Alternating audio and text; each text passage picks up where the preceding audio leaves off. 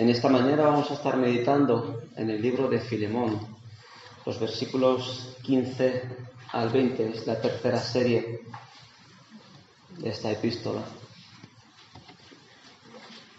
Y con la predicación de esta mañana terminaremos el libro cortito, pero intenso de Filemón.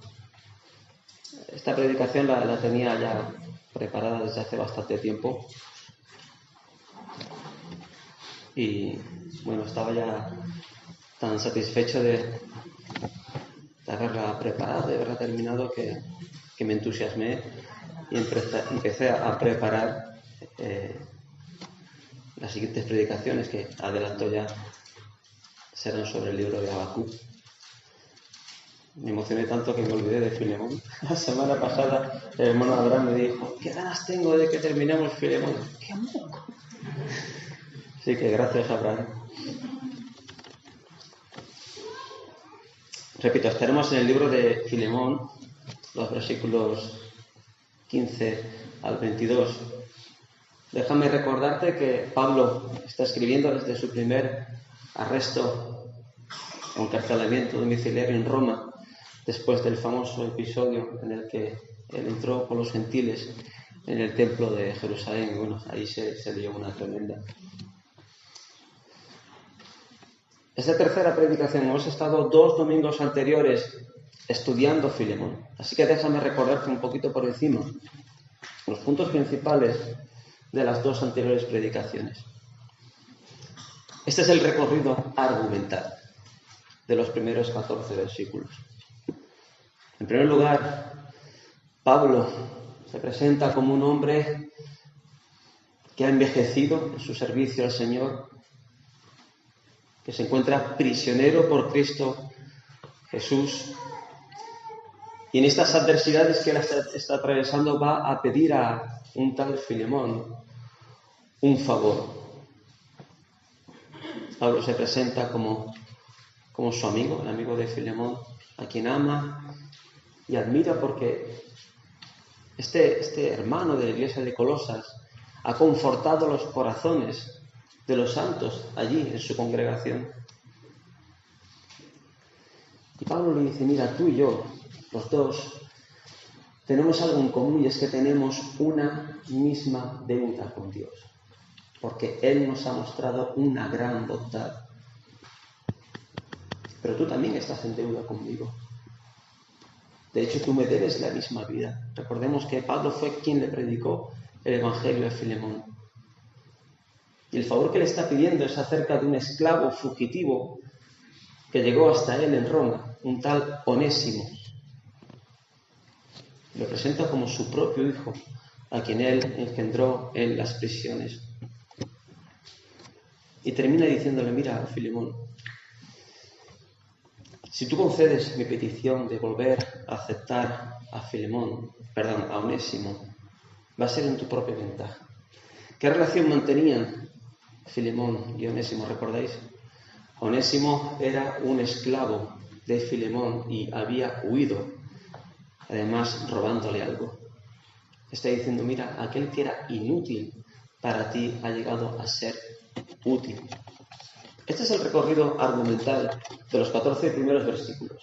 Así que en esta mañana vamos a investigar, vamos a ahondar en cómo recibir al hermano. Ese va a ser el título: cómo recibir al hermano.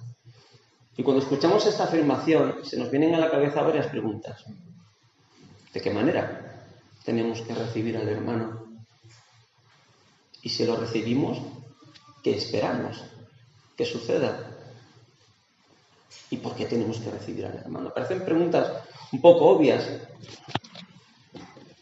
pero ciertamente hay una manera bíblica en cómo recibir al hermano, incluso a aquel que nos ha ofendido o faltado. Déjame empezar esta mañana con una ilustración que viene muy bien al caso, que a lo mejor conoces. Es la historia de 2 hermanos que habían trabajado en el campo toda su vida y compartían las herramientas y se llevaban fenomenal, también compartían las cosechas, hasta que un día llegó un malentendido y bueno, se cruzaron malas palabras y dejaron de hablarse.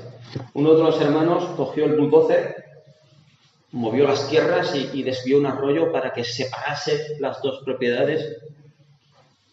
Así que la cosa no pintaba bien entre estos dos hermanos. Un día llegó un desconocido a la puerta de uno de ellos y dijo: mira, estoy buscando trabajo, ¿me puedes hospedar y a cambio puedo trabajar para ti?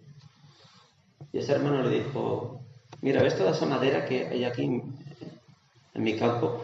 Pues quiero que me construyas una valla enorme, porque es que ya no quiero ver más a mi hermano. Me tiene harto, mira lo que me ha hecho. Además, toma, te dejo las llaves, hazlo todo, yo me tengo que ir al pueblo a hacer unas cosas. Y lo dejó allí trabajando. Y cuando volvió ese hermano, no había ninguna valla levantada. Ese desconocido habría hecho con sus propias manos, con toda esa madera, un puente entre los dos campos. El hermano llegó, se sorprendió, y en ese momento cruzaba el puente el otro hermano y le dijo: gracias por haber hecho esto, para que nos reconciliemos. Hermanos, este pasaje que vamos a estudiar en esta mañana, nuestro carpintero, aquel que construye el puente, es la mano voluntariosa de Dios.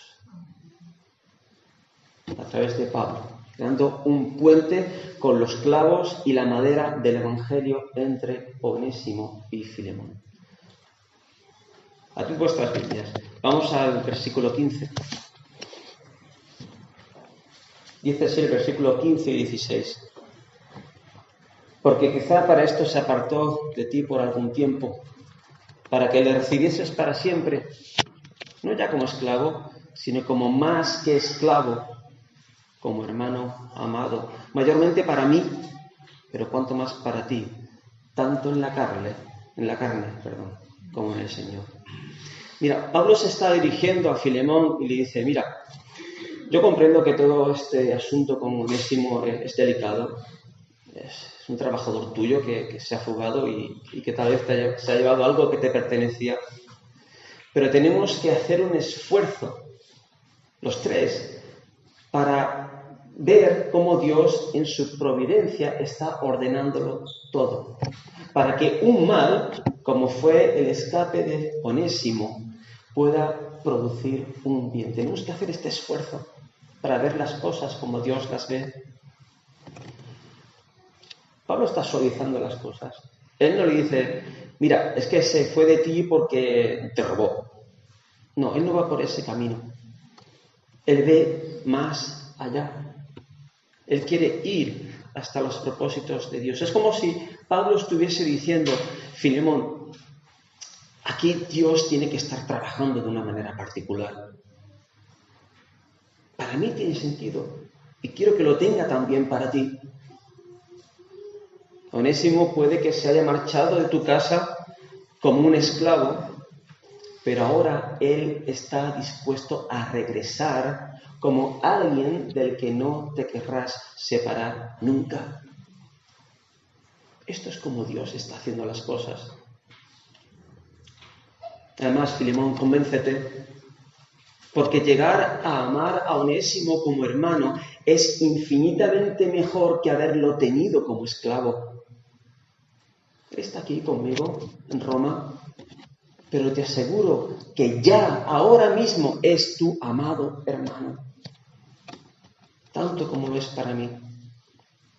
El Onésimo que tú conociste no tiene nada que ver con este nuevo Onésimo. Déjame que te hable un poco sobre Onésimo. Onésimo, dice Pablo, es mi hijo que yo he engendrado en estas prisiones. Y tú, Filemón, le amarás.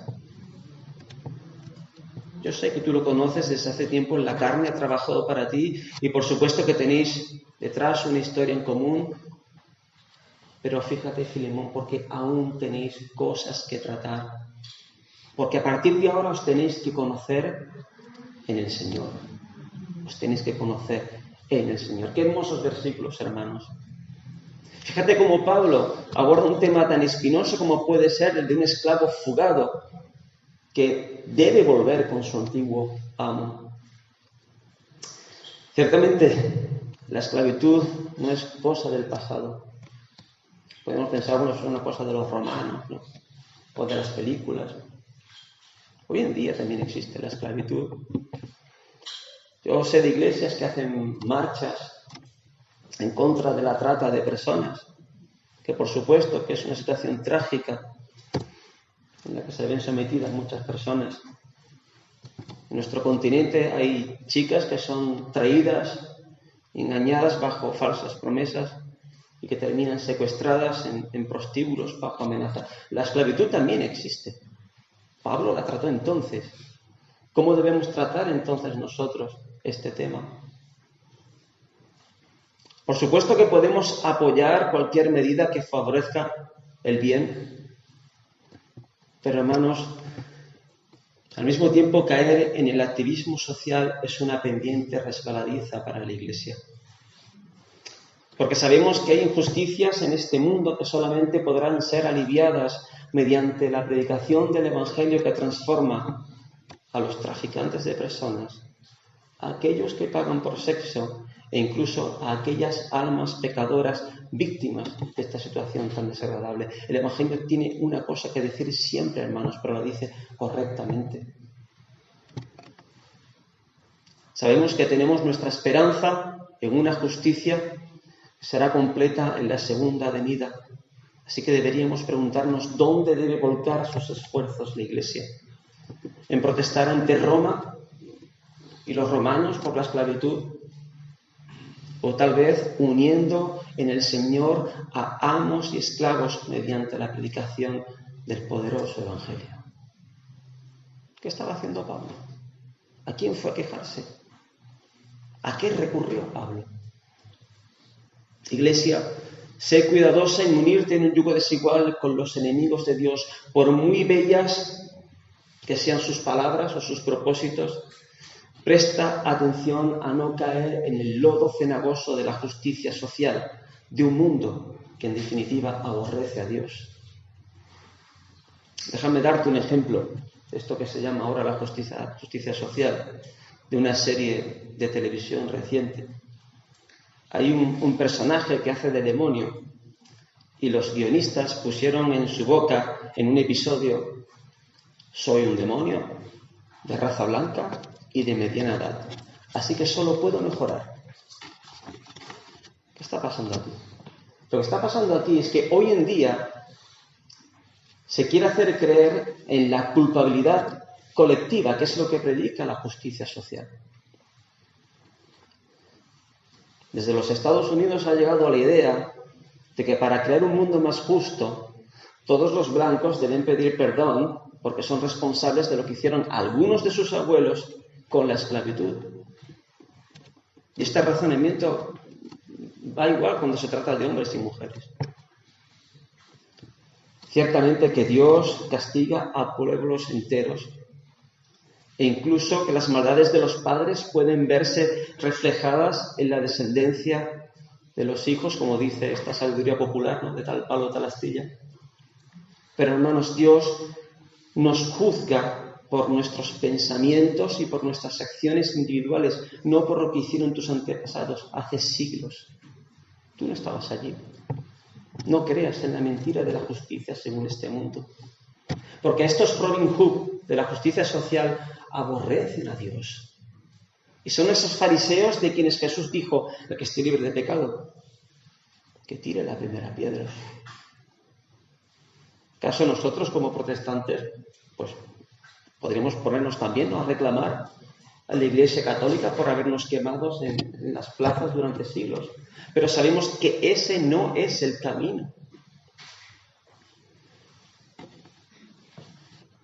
Ya puestos a culpabilizar, ¿qué dicen las Escrituras, hermanos? Que todos hemos pecado y que todos estamos destituidos de la gloria de Dios. Así que realmente quien tiene motivos para estar ofendido contra todos nosotros es nuestro Padre Dios santo y perfecto. ¿Vosotros os imagináis a Pablo diciendo: bueno, esta epístola a Filemón, no, yo voy a protestar ante Roma? Vamos a promover aquí una manifestación. ¿Qué habría pasado? Pues Roma se habría vengado cruelmente, habría generado violencia, los esclavos habrían sido asesinados y lo peor de todo es que el mensaje del Evangelio se habría confundido con el de la reforma social. Vamos a caer en esto. ¿Cómo obró entonces el Evangelio? ¿Cómo lo usó Pablo? O más bien, ¿cómo Pablo fue usado por el Evangelio? Mira, desde el principio el cristianismo atacó los males de la esclavitud, cambiando los corazones de los amos y de los esclavos. El Evangelio empieza a cambiar las estructuras sociales por medio del cambio que opera en la gente que se halla dentro de esas estructuras. Ese es el camino. Así es como trabaja el Evangelio. Por eso los cristianos no tenemos poder político ni tampoco lo buscamos.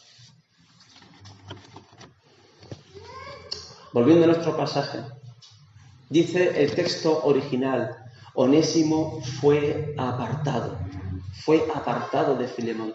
Qué curioso. Al expresarse de esta manera, como hemos dicho hace unos momentos, Pablo está sugiriendo la divina providencia orquestando toda la situación. ¿Nos extraña esto? ¿Acaso los que aman a Dios, todas las cosas no ayudan a bien? De la mala acción de Onésimo, Dios preparó para sacar algo bueno. Y no solo para el fugitivo, sino también para Filemón. ¿Te recuerdas lo que dijo José a sus hermanos recordando que lo habían vendido como esclavo también? ¿Qué dijo? Vosotros pensasteis mal contra mí. Lo tiraron en un agujero y el que pasó por allí se lo vendieron. Pensasteis mal. Mas Dios lo encaminó a bien. Esta es la providencia divina. ¿Y cuál era el propósito de Dios concretamente con Onésimo y Filemón? Pues mira, que llegaran a soportarse y a amarse a pesar de su pasado en un compañerismo personal duradero. No es poca cosa, No es poca cosa. Ellos habían sido apartados durante un corto tiempo y serían unidos para siempre. Esta unión con Cristo jamás se rompería, ni entonces ni en el futuro. Ese era el propósito de Dios, su maravilloso plan. ¿Quién puede dudarlo? ¿No somos nosotros la prueba? Dios usó a Pablo en este cometido para ganar el corazón de Filemón y reconciliar al uno con el otro. ¿Cómo? Con un amor que cubre las faltas.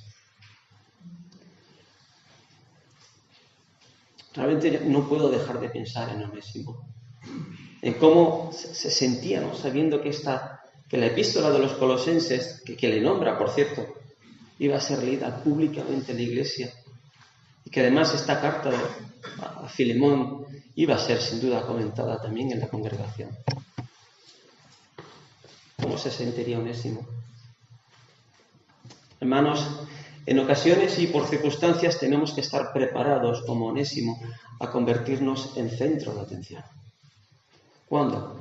Cuando necesitamos la ayuda de los hermanos, sus oraciones, que ellos velen por nosotros en momentos difíciles que podemos atravesar. Pablo intercedió por Onésimo. Necesitamos también que los hermanos intercedan por nosotros en ocasiones. Y llegados a este caso debemos tener la humildad de reconocer la ayuda de la Iglesia y pedirla.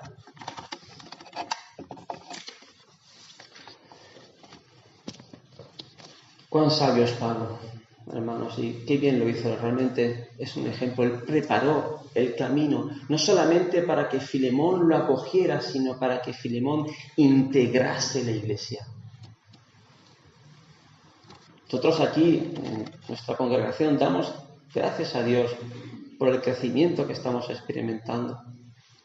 Pero deberíamos preguntarnos cómo estamos preparando el camino para acoger a aquellos que vienen. ¿Nos estamos dando a conocer los unos a los otros? ¿Estamos buscando la comunión? ¿Nos abrimos a los demás? Incluso contando aquellas cosas que nos avergüenzan de nuestro pasado. Mira, hermano, lo que yo fui antes. Y por la gracia de Dios, lo que Dios está haciendo conmigo. Participamos juntos en la lectura. Somos instruidos, somos amonestados. partimos el pan. Así se integra uno en una iglesia. Y este tipo de relaciones entre hijos de un mismo Dios debe asombrar al mundo. Nosotros no somos consumidores de religión, sino somos los añadidos a la iglesia. Y los añadidos a la iglesia hacen lo mismo que Onésimo. ¿Qué estaba haciendo Onésimo en Roma? Él ayudaba a Pablo. Le era de provecho. Incluso Pablo en un momento dado en la carta dice, es que casi que quiero que se quede aquí. Me está ayudando tanto. Esa es una marca de un verdadero creyente. Este amado hermano Onésimo era como nosotros. Antes esclavo del pecado, adúltero, mentiroso, ruin, codicioso, amante de sí mismo. Pero ahora había recibido un corazón nuevo para ser santo, pero también para participar activamente en la casa de Dios. Hermanos, reflexionemos en cómo acogemos al hermano, porque la forma en que tratamos a la familia cristiana refleja nuestro verdadero compromiso cristiano. Así que, hermanos, realmente solo hay un evangelio. Es el evangelio de nuestro Señor Jesucristo que une a las personas. No necesita ningún apellido. Y solamente hay una gran comisión: predicar el evangelio para que los pecadores se arrepientan y vengan a la cruz. El evangelio está completo desde su origen. No necesita ser matizado ni hay 2 o 3 evangelios. Solo hay un evangelio. Y es tan triste ver como hoy en día, incluso aquí en Valencia, se piensa lo contrario.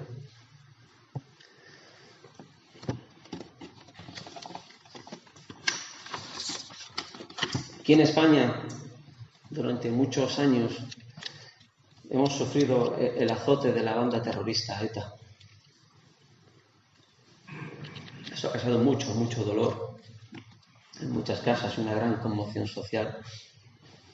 Entonces se hablaba de amnistía, en cómo encontrar una vía de reconciliación. Y en todo este discurso se hizo muy célebre una frase, un lema de muchas familias víctimas que decían: yo ni olvido ni perdono.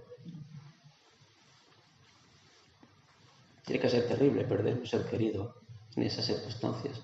Pero también es cierto que muchos aún no han enterrado a sus muertos en sus corazones.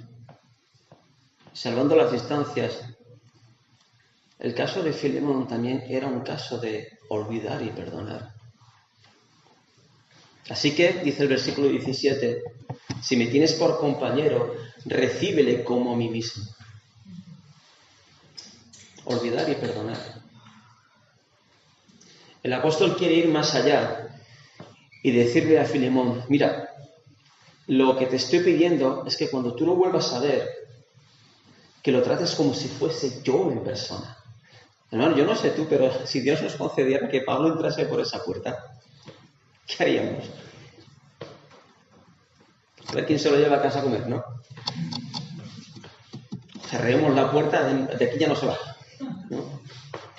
Nos sentaríamos con él. Sería impresionante, ¿verdad?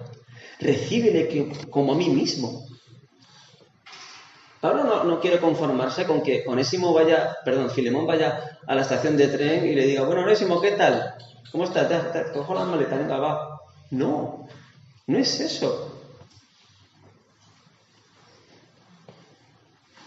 Lo que Pablo desea que Onésimo oiga cuando llegue a Colosas es lo siguiente: amado hermano, tú tienes conmigo los mismos intereses, los mismos objetivos, las mismas esperanzas en el Evangelio, y vamos a luchar juntos en esto porque nos necesitamos.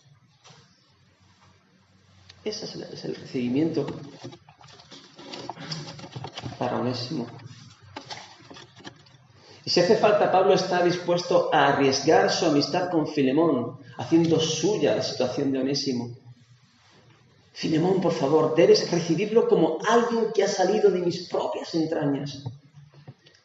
Hazlo, Filemón. Si de verdad me tienes por compañero, tú y yo hemos luchado juntos por el Evangelio. Haz esto por mí. Bueno, yo creo que si Pablo insiste tanto en este punto, en el recibimiento del hermano, es porque no era tan fácil. O sea, la situación no estaba ganada por anticipado. Quiero que te fijas que Onésimo era un esclavo, un ladrón y un fugitivo. Solo por esto merecía, según las leyes de aquel entonces, la pena de muerte. Y Pablo está diciendo, acógele como si fuese, no sé, un hijo que no has visto desde hace años.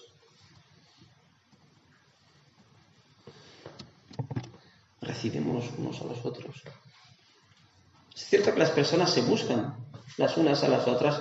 Las hay que hacen sus amigos en el gimnasio, en el trabajo, en una afición en común y también en la iglesia. Pero hermanos, la iglesia no funciona como cualquier organización. La iglesia es el lugar donde las almas que escuchan el Evangelio aprenden a vivir en la cultura del Evangelio. ¿Cómo? Recibiéndonos los unos a los otros. ¿Pero qué significa esto? Recibímonos los unos a los otros. Pues hermanos, pues como Cristo nos ha recibido. Sin nada a cambio. Sin nada a cambio. Así que esforcémonos por mejorar las relaciones entre nosotros. Abre tu casa. Déjanos conocerte. Porque en el hogar es donde mejor mostramos quiénes somos. Busquémonos. Oremos los unos por los otros. Amemos al hermano, porque todo cristiano reconoce la fragancia de Jesús en el hermano y busca reunirse con su familia espiritual y hacer suyas las palabras del Maestro que decía, ¿quién es mi Padre y quiénes son mis hermanos? Aquí estamos, aquí estamos.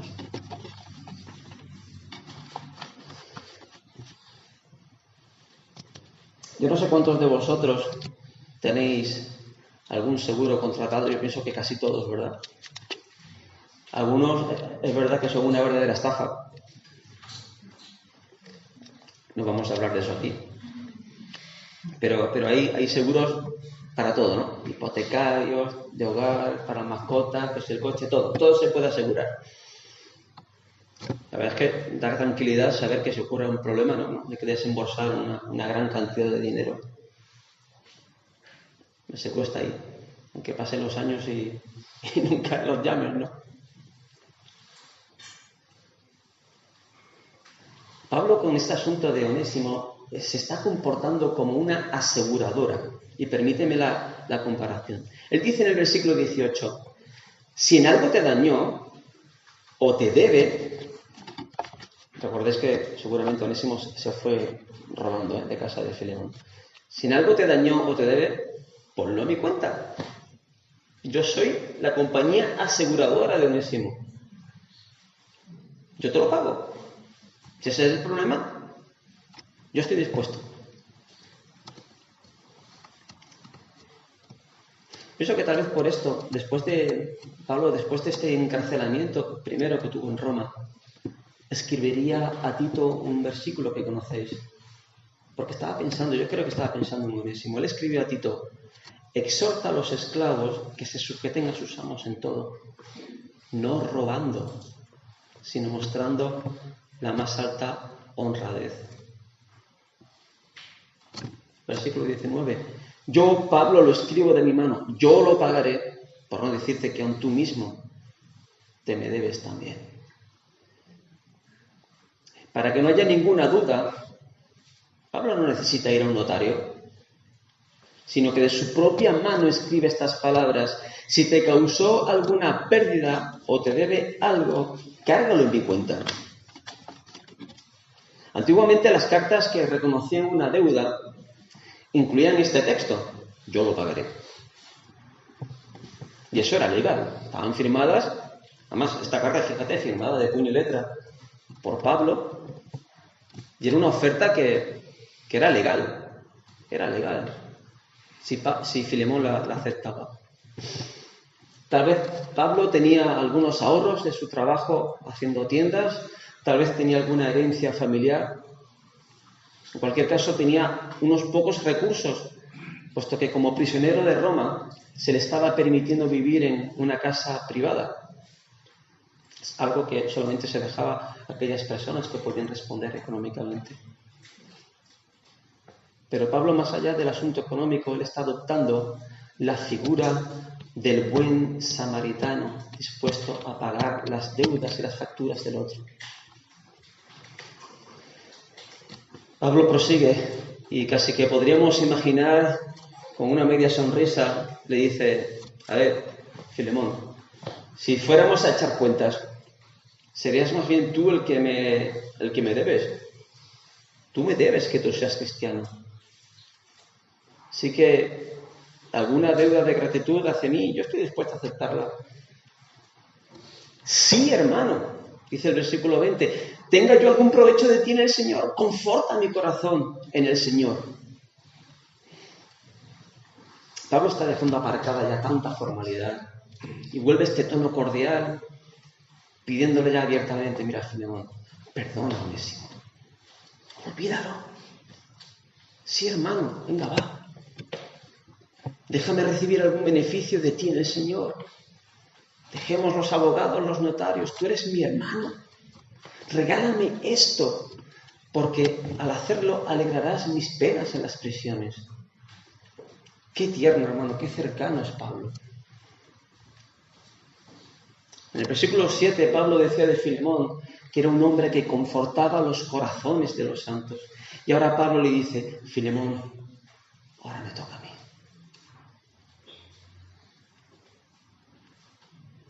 El creyente reconfortando al apóstol.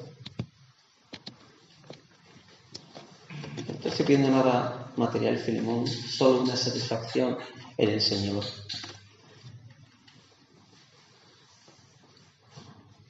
Yo lo pagaré, tú me debes.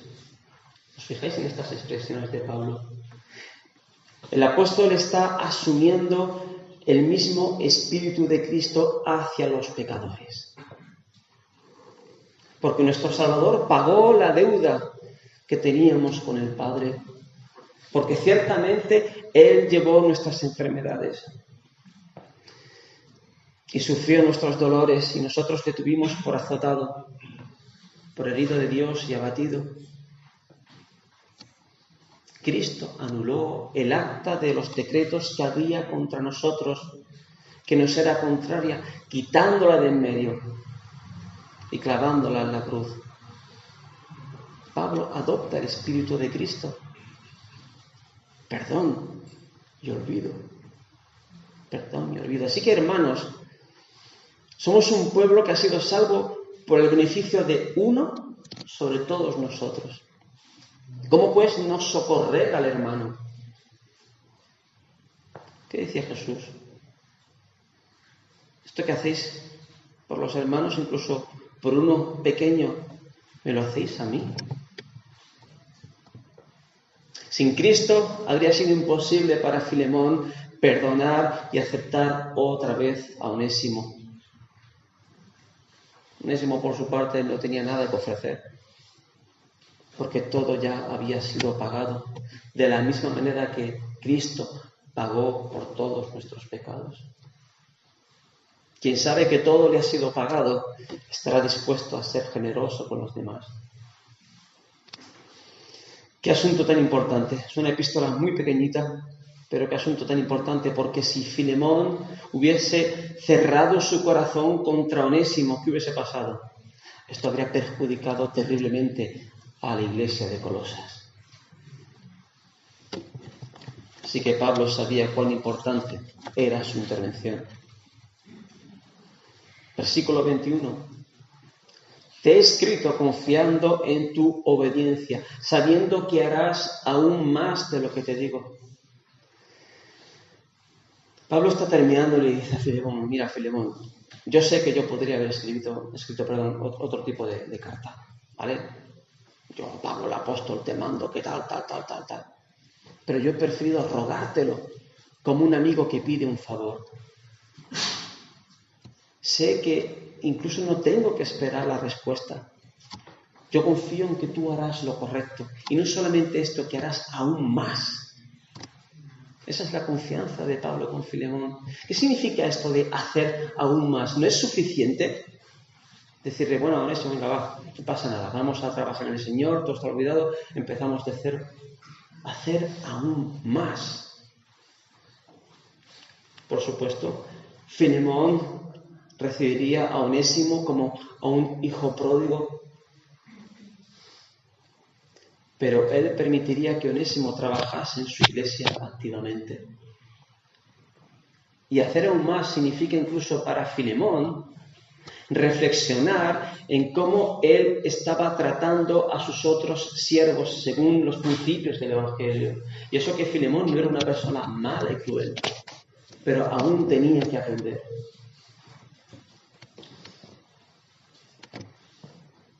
Hacer aún más, hacer aún más. A veces pensamos que hasta que no nos vaya todo perfectamente bien, pues mejor no ayudar a los demás porque primero yo y después. Pero tú fíjate en Pablo encarcelado. ¿Acaso él no podía decir también yo necesito, yo necesito? ¿Y qué hace Pablo en la cárcel? Ayudar a los hermanos, ayudar a los hermanos. Pablo confiaba en Filemón. Y de la misma manera la Iglesia necesita hermanos confiables en quienes depositar responsabilidades para que el nombre de nuestro Dios sea glorificado. Pablo confiaba en la obediencia fraterna, que demanda que aquellos que han sido grandemente beneficiados también muestren bondad con los otros. Porque si cerramos nuestro corazón contra el hermano, ¿dónde mora el amor de Dios? Los últimos versículos de esta epístola, casi que podremos pensar que nos lo podemos saltar, ¿verdad? Son las despedidas. Mira, te saluda tal, prepara mi alojamiento, que voy para allá. Bueno, esto podemos pasar rapidito, ¿verdad?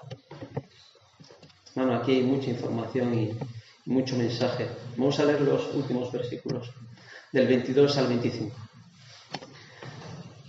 Prepárame también alojamiento, porque espero que por vuestras oraciones os seré concedido. Te saludan Epafras, mi compañero de prisiones por Cristo Jesús, Marcos, Aristarco, Demas, Lucas, mis colaboradores. La gracia de nuestro Señor Jesucristo sea con vuestro espíritu. Amén. Pablo se está despidiendo, pero no ha terminado de decirlo todo. No ha terminado. Él tenía esperanzas de volver a ver pronto a la iglesia de Colosas y le dice, mira, prepárame un cuarto, una habitación. Él está diciendo, oye, que dentro de poco voy para allá.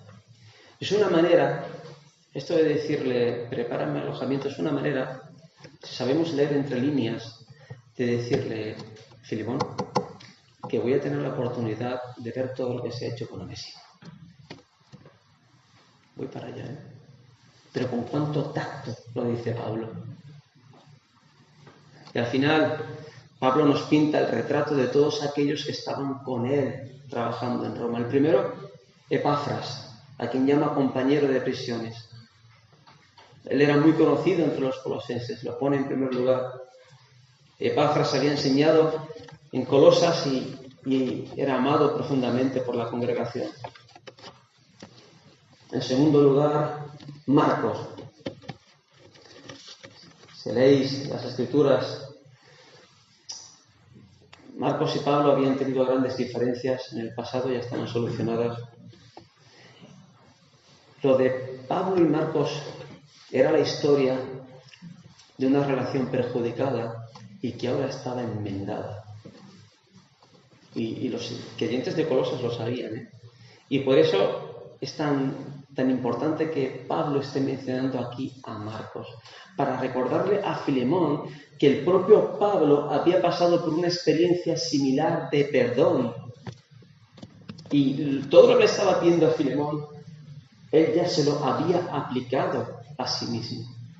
Importante que apareciera Marcos aquí. Epafras, Marcos, y fíjate a quién pone Pablo. No es nada gratuito, en tercer lugar, ¿eh? Demas es harina de otro costal. Demas fue fiel a Pablo por un tiempo, incluso hasta su segundo encarcelamiento, pero ¿qué pasó después con Demas?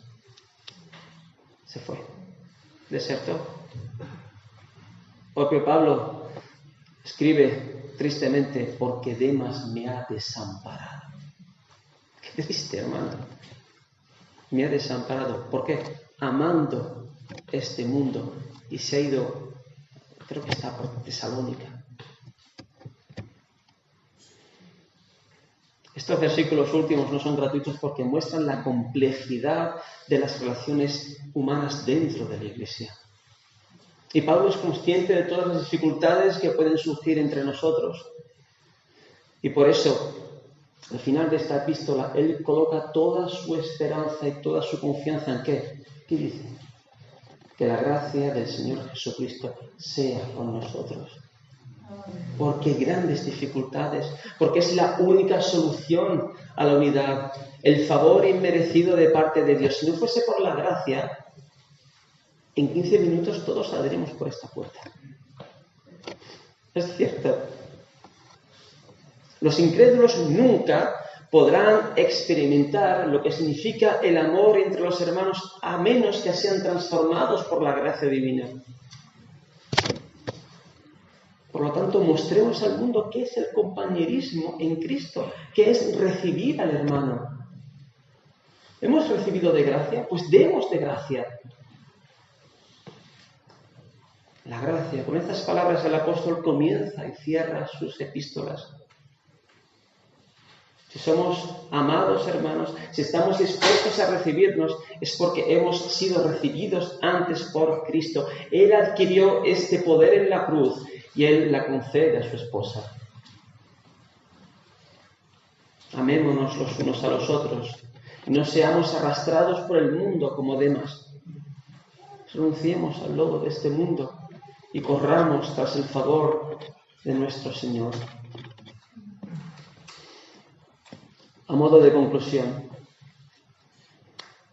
debemos recordar algunos principios perdurables en la epístola de Filemón. En primer lugar, Pablo nunca promovió una rebelión contra las injusticias. En segundo lugar, cuando hacemos algo malo, como Onésimo, debemos hacer lo posible por corregirlo, porque somos ahora nuevas criaturas. Pero Cristo no elimina nuestra responsabilidad. Es más, aumenta nuestra obligación. En tercer lugar, recuérdate siempre que Dios tiene su propio plan, que puede no coincidir con el tuyo, pero el suyo siempre sale adelante. Cuarto lugar, el Evangelio tiene poder para hacer que las personas corrijan los errores que hemos cometido los unos contra los otros. Porque el poder transformador del Evangelio nos hace de inútiles a útiles. No solamente para las cosas temporales, sino sobre todo para las cosas espirituales. Pablo, Filemón y Onésimo. Pablo, Filemón y Onésimo son los personajes de este drama de la vida real con un profundo significado social. Cada uno de ellos tuvo que enfrentar las demandas del Evangelio desde su posición, desde su trasfondo, pero todos se unieron y se encontraron en Cristo. La epístola de Filemón es una alegoría de cada uno de nosotros, de cada alma arrepentida que ha llegado a los pies de Cristo. Onésimo era para el mundo la más despreciable de todas las criaturas. Estaba en lo más bajo. No solo esclavo, sino esclavo fugitivo. Nadie apostaba nada por él. Lo que le quedaba era vivir como un prófugo, sin esperanza y con una condena de muerte sobre su cabeza. No hace falta argumentar demasiado para que descubramos que este era el cuadro de nuestra condición espiritual cuando éramos enemigos de Dios. Lo peor y lo más triste, pero fuimos alcanzados por su misericordia. Nos hemos arrepentido de nuestros pecados y hemos sido comprados por precio y precio de sangre. Así que, hermanos, la historia de Filemón, de la epístola de Filemón, es la historia de aquellos hijos de Dios que han pasado de ser esclavos del pecado a siervos de aquel que nos amó para siempre. Leamos esta epístola en casa, tranquilamente, reflexionemos en ella y preguntémonos si estamos obedeciendo al Evangelio y estamos recibiendo realmente al hermano como tiene que ser recibido. Porque si no lo hacemos, seremos perjudicados. Seremos perjudicados y esta iglesia no estará hecha como Dios quiere. Tenemos que hacer un esfuerzo, hermanos. Abrámonos a los demás. Seamos amables. Abracémonos espiritualmente y oremos los unos por los otros. Hay gozo en la comunión. Hay mucho gozo. Y estamos deseando que llegue el domingo para ver los hermanos. Yo a veces estoy en casa y no lo digo para congraciarme con nadie, pero os echo de menos. Os echo de menos y me preocupo. Y yo pienso que también es vuestro sentimiento. Pero esto debería maravillarnos. Porque si no fuese por el Señor, yo no tendría ningún interés, ni vosotros por mí. Pero como dije antes, reconocemos la fragancia del Señor. Eduardo, yo amo a Eduardo. Pero en definitiva estoy viendo al Señor en Eduardo. Y el Señor se ve a sí mismo en mí. Esto es hermoso. Dios contemplándose a sí mismo, a pesar de nuestros defectos y de nuestras fallas. Cuidémonos, hermanos. Que el Señor bendiga su palabra. Amén.